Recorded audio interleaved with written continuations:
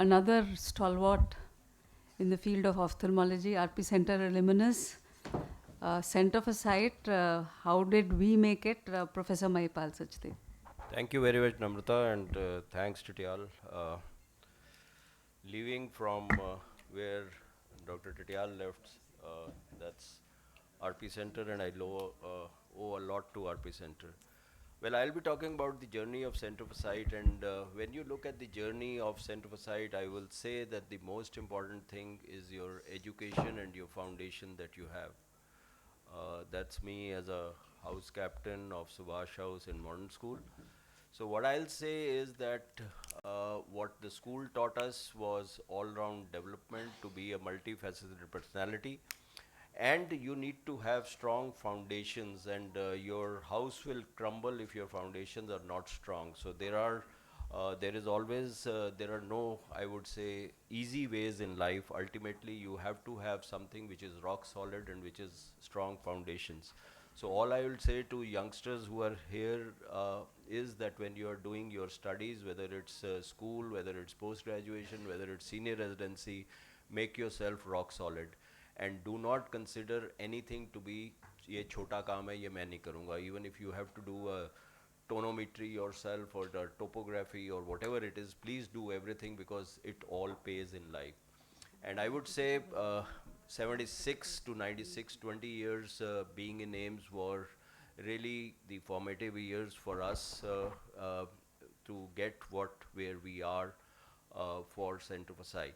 So having trained in the best of the institutions has been really lucky, and ophthalmology was my calling, and Rishi is here. Professor Madan Mohan was the chief at that time when I joined RP Center, and I think microsurgery was something that Dr. Madan Mohan brought in, and that is what we looked at. And it is teachers and doyens like Professor Madan Mohan, Dr. N. N. Sood, Dr. Dayal, Dr. Khosla, Dr. Tiwari, you can name them. That is the greatest education in the world, and that is watched avidly by teachers and looked at what they were doing and how they were tackling different cases. But I would say that there is always a tipping point that a person has, and I would put my tipping point to be my 1 year stint at Georgetown University from 89 to 90, where I went. And that is where I met this personality, Dwight Kavanagh. So it is at this point that I realized that we were working on the first, this is the first prototype of the confocal microscope, and a lot of papers are nowadays coming on mybography. And we had X number of publications, the infrared mybography we described at that time. So it is at that time when Dwight was thinking of getting a Nobel. He thought that he's working on the endothelium and the confocal, etc., will get him the Nobel. So the thought process was so great that it set me thinking that RP Center में मैं बैठा रहूँगा. मतलब I was the youngest faculty of the 5 people. Atul was my contemporary, he just retired, so maybe I was younger than him. Maybe instead of Titial, I might have been the chief of RP Center this time. But that's about it. I thought that is where I am going to be. But You then would have been, if you would have been there, so correct. that's what I'm trying to say, that yes, that would have been where I would have reached. So, but I think that was not my calling. I thought that there was a need for a super speciality hospital or a center in North India. There weren't any in the private sector. They were all clinics, I would say, which were there, and there was no corporate player at that particular time which was there. So the foresight was to build an institution for the future and move beyond cataract, because cataracts is what people's bread and butter is, and you get stuck on cataract. And also to somehow know the clinical business of ophthalmology. One important thing is that I had a clear ideology that we will build an institution. And when you are building an institution, the first thing that I thought was that never become the rate limiting step by your own name. Because I feel that that is a mistake that a lot of us commit, that we put Mahipal Eye Center, then it would remain Mahipal Eye Center, because he won't come to work with me, or he won't come to work with me, because by the name, by the sheer name, it denotes that you are working for Mahipal. But if you are working for Center for Sight or an institution, Shankar Netralaya or an NN, it doesn't certify a name. So that is something that I thought. And what I craved was to create a platform for excellence and an opportunity to lead with cutting edge technology. A super specialty team, that is the first thing that I wanted. It's the man that you have to get, and the reputation and the strength of an institution. So I started working diligently, and the purpose was much bigger than my own self. That is something very, very important, that I wanted to get subsumed in the purpose. And we looked diligently. The first person to join me, I would say, from AIMS was Dr. Harsh Kumar. Then we had Lalit Verma, we had Dinesh Talwar coming in, we had Professor Prem Prakash, Dr. Tiwari, Pradeep Sharma. I can keep on naming. So we had a lot of people, and we looked at the team. So when you start something, I would say that let us go to the drawing board. If you are writing a paper, it is very easy to write materials and methods. You can write the results. You can even write the discussion. But the most difficult thing, Rohit will bear me out, is to write the abstract. So you need to put it only on a small piece of paper and not write a thesis as to what I am, what is my strength, and where I am wanting to go. So you need to do what is known in managerial terms as SWOT analysis, your strengths, your opportunities, your weakness, and the threats that is there. And I thought that our strength would be to be outstanding, to stand out by having the best in every field of ophthalmology that is there. At that particular time, I would say the phaco phenomenon was coming 1991, and this is that's when we started phaco emulsification. I think we rode the phaco boom. Uh, I've had several discussions. Devashish is testimony to it. I told him several times, switch over to phaco. I went to Disha, and he said, no, no, I will switch over when the patient demands. I said, no, you have to make the patient see what are the advantages. And I think phaco has created center for sight, because it was phaco where we excelled. It was a niche, and there were, I would say, if there were 5 people talking about phaco, there were 5 people listening about phaco. So there were so very few phaco surgeons. Harbans is here, who's one of the early adapters of phaco. So what I will say, one of the things that has been in my temperament is don't be afraid to take the big steps. You can't cross a chasm in 2 small jumps. You have to take a big step, and the big step, I think, was to go ahead and keep on acquiring technology that was there. And what I believe in technology is that your gut, your scientific acumen, your study has to tell you whether this technology works or not. And the first mover always, I'm sure there are a lot of people who would identify us with phacoemulsification because we were the first movers. Or if you look at refractive surgery, we were the first movers. This guy, as you can see, I don't know how many of you would know his name. So I'm sure none of you knows this name. So this is Buzz Aldrin, and he's the second guy who stepped on the moon. Not the first guy, but the second guy. All of you would know that the first guy was Neil Armstrong, but you would not know that this is the second step on moon. So this is very, very important, that if you think technology is working, you have to do that. And then sometimes when everybody is rushing into something, you need not be there. So what they say is, when there is a gold rush, everyone is digging for gold. It may not be a bad idea to be in the pick and shovel business, because the picks and shovels will be sold. So you need to know as to where you are and what is the opportunity at that particular cost that you have. So team CFS, I would say that the best blessing that has been bestowed on CFS, for which we have worked very diligently, having promised people double the salaries to give them an MG, etc., we got the best clinical talent as partners. I think that has a big thing to do in Center for Sight. Even today, we are very cagey to do a collaboration, a merger or something with a person whom we think is not clinically sound, because a reputation that has been built over time needs to be looked at. So that is something very, very important. And doctor-centric models, I think doctors decide their destiny. Yes, there are MBAs who have come in, etc., but I still think as promoters, doctors still decide the destiny of Center for Sight.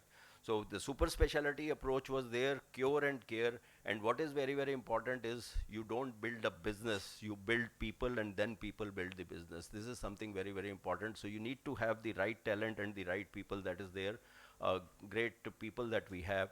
And I would say that the power of the fist is something very, very important. As a leader, one has to get leadership qualities to get everybody to be in sync with the vision of the organization as to where the organization is wanting to go.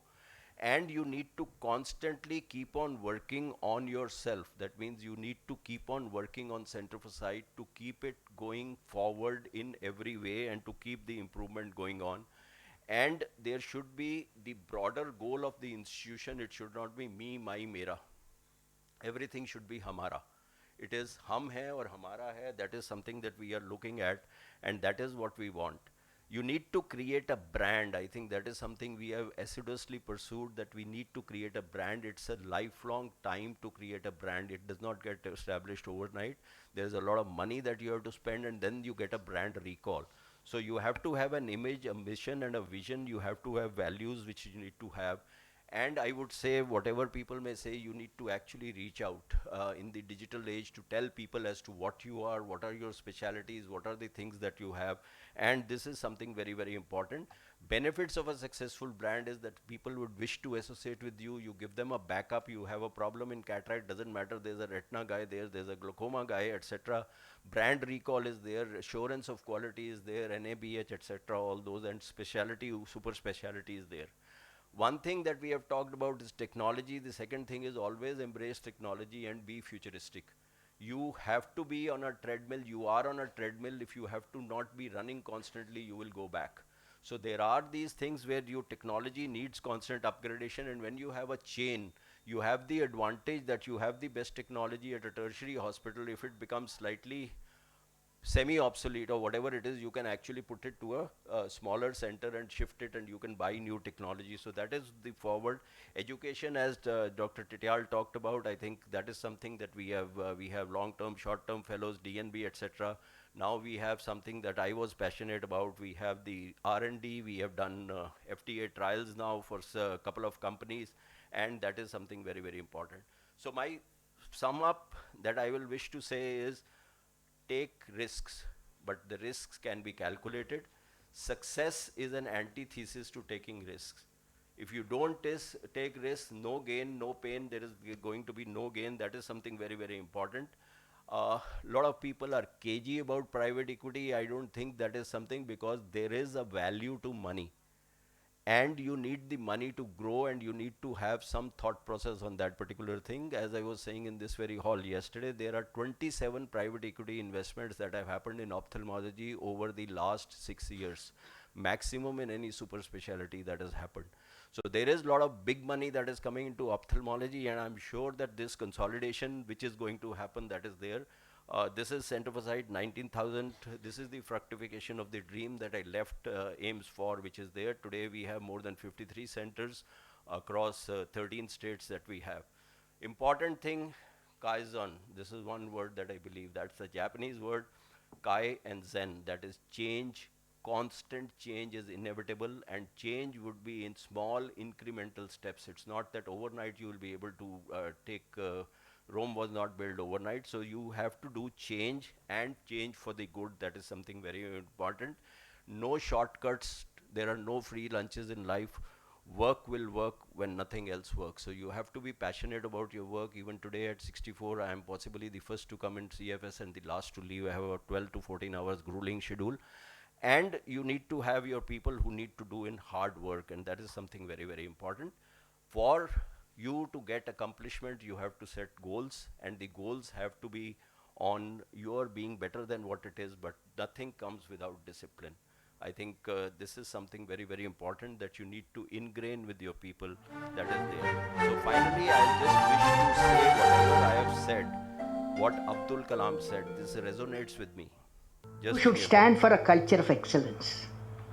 The excellence not by accident. It is a process where an individual continuously strives to better oneself. The performance standards are set by themselves.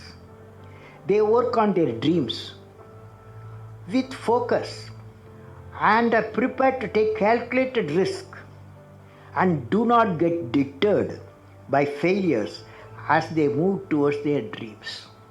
Then they step up their dreams as they tend to reach the original targets. They strive to work to their potential. In the process, they increase their performance, thereby multiplying further their potential. This is an unending life cycle phenomena, culture of excellence. They are not in competition with anyone else but themselves. That is a culture of excellence. I am sure each one of you will aspire to become a unique with culture of excellence. To get a unique you, it's a big battle. The battle means you don't need to take a gun. The battle means you have to have four unique things. Four unique tools you must have in that battle. One is you have to set the goal. The second one is acquire the knowledge continuously. And third one is the hard work with the devotion. And fourth is perseverance. Question is whether you want to be you or everybody else. So friends, with that I will end, and I think all of you should live a dream which should be much bigger than the biggest. Thank you very much. Thank you, sir. Fantastic journey. I think the full hall speaks for itself, where everybody has come here to see these fantastic journeys of each of the institutes. Next, I'd like to invite Dr. Rohit Shetty. He will talk to us about NN's journey so far.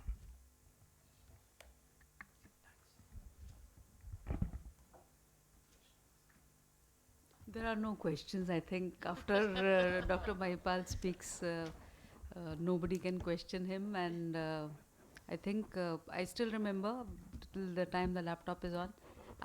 When he left, I said, "What is the need to leave?" And he said, "No, I want to create an institution bigger than RP Center just in front of it." And I think that is going to happen. But then kudos to you, sir, for dreaming this and then for doing this. Any questions? How do you plan to compete with the online marketing? Uh, Do you want to collaborate with them? Do you want to join? no, I understand. The point is that that's what I said in between. There is going to be strong consolidation. That's where money power is going to be. We are in the service industry and we cannot do burns. That is the biggest problem, that we can't do burns. But then you have to be strong in digital. You need not. I'll just give an example of a young chap in Delhi who is doing more than 600 eyes of LASIK. And yesterday there was a post on the Facebook that he has run 100 eyes in one day. Okay, so we were numero uno in LASIK in Delhi, but today we are number 2. And that is the power of digital that somebody has, and you don't need to join a practo or anything like that. The digital power is here to stay, and you have to invest proactively in the digital power. You have to be very proactive. I don't know whether you want to join a practo or a pristine. I will not. I will do it on my own. So there has to be a digital presence that is there, and you have to have your own app. You need to have patient appointments. You need to cut down patient times. This I talked yesterday. There has to be a lot of investment. At present, we have invested 4 to 5 crores on our IT and on digital that is there, and it's going to be a long haul. That I would not join somebody, but I will definitely be putting a lot of money for digital myself. What about those who don't have that type of money? Join us. That's what I told her once, that the problem is that when you are done a neurosurgery or you've done a cardiac surgery, you never thought of starting your own clinic. It is unfortunately that the barrier to entry has become so high in ophthalmology. Earlier, जैसे आपने भी ICC किए होंगे, torch लेके you could actually start an OPD for ophthalmology or do that, but that barrier to entry has gone up. So I think the mindset of younger people to start their own clinic will change, and it is changing. It is changing, and I am telling you, you have now a TPG invested in Agarwal's, you have a General Atlantic going to invest in GA, you will have somebody investing in us again. So these guys have big bucks. Money is an important thing that is going to be there, and I think you have to invest, and an individual practitioner will not be able to invest. There is a case for people to join big institutions, and you will see that the growth you are seeing already, that the growth of bigger institutions is more than single practitioners. So that I think is a reality you cannot shake away. So I don't know, but that's something you need to look and take care. So in the digital space, Yes. what we've been seeing is everybody, like everything comes down only to a valuation. The promoters, for example, they create something. They by themselves, the revenues and the profits are not there. No. Even for Amazon, sir, That- it's the biggest valuation That they are doing on GMV. I'm not talking about their valuation. I'm talking of driving traffic. I'm talking about driving traffic. I'm not talking about valuation. That's something different.